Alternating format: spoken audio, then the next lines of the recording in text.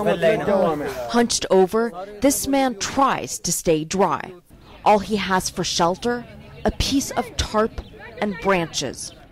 He is one of hundreds of Syrians living in squalor and fear, just a stone's throw from the Turkish border. So we're just right now on the very edge of this makeshift camp, and you can see these crude tents that people have strung up for shelter. It's just started to rain now. It's just a plastic tarp. Assalamu alaikum. Crammed together, 6 families, their feet caked in mud.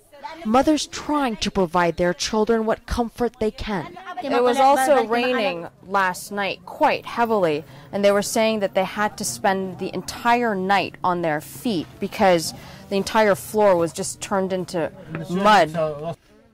The women who don't want to be filmed simply ask, is there anything left that we haven't been through?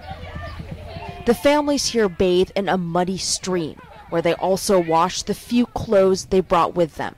Illnesses are already spreading.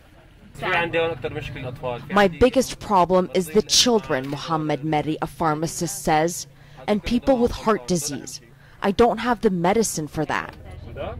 He emptied his shelves as he fled, setting up something of a field hospital. A child he was trying to treat returns. He'd given the child pills, but he can't swallow them, so now he has to somehow give him an injection, and he's just been going through everything that he has here, trying to figure out what's suitable. The people here are mostly from the town of Jisr al-Shughur and nearby villages. They fled as the security forces closed in, but not before witnessing brutal destruction. They set our fields on fire, destroyed our homes, this woman laments. The military had started bombing as we left, she says. Her family plans on crossing into Turkey for protection.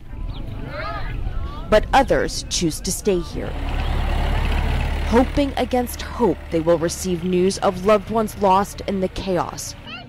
Some even dreaming of returning home. 26-year-old Musa tried heading back to his village a few days ago. I was on my friend's motorcycle and suddenly I saw the military advancing through the olive groves and they started shooting at me, he tells us. For now, Musa and many others watch and wait, fearful that the government forces will hunt them down in this wretched corner of their homeland. Arwa Damon, CNN, near Kharbet al-Joz, Syria.